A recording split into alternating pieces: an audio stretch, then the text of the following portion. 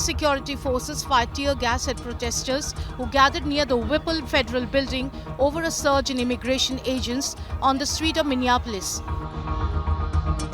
U.S. President Donald Trump threatened to invoke the Insurrection Act to deploy military forces in Minnesota after days of angry protest over a surge in immigration agents on the streets of Minneapolis.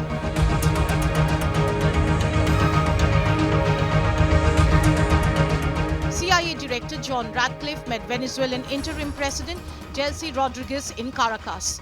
The two-hour meeting was aimed at building trust and communication following the capture of Venezuela's former president Nicolas Maduro. Both discussed potential economic collaboration, and it took place on the same day Rodriguez gave her first State of the Union address since taking over as interim president.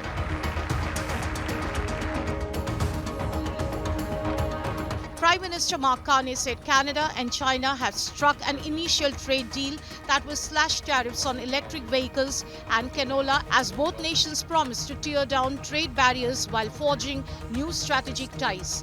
The first Canadian Prime Minister to visit China since 2017, Carney is seeking to rebuild ties with his country's second largest trading partner after the United States, following months of diplomatic efforts.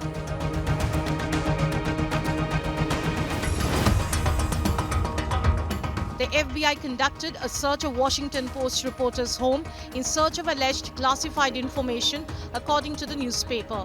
The reporter Hannah Nathanson was at her home in Virginia when FBI agents knocked on her door to execute the search warrant, the newspaper reported.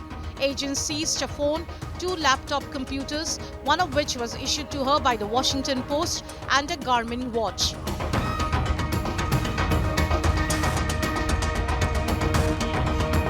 President Volodymyr Zelenskyy said documents related to a deal between Ukraine and the United States on the war in Ukraine could be signed at Davos next week if terms are agreed.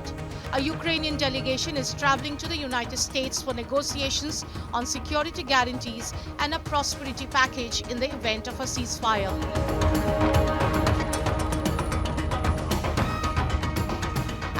Clare, the mother of one of Elon Musk's children, sued Musk XAI, alleging that the company's AI chatbot, Grok, generated sexually explicit deepfake images of her without her consent. Clare's lawsuit came after XAI confirmed that the Grok chatbot would no longer edit images of real people in revealing clothing.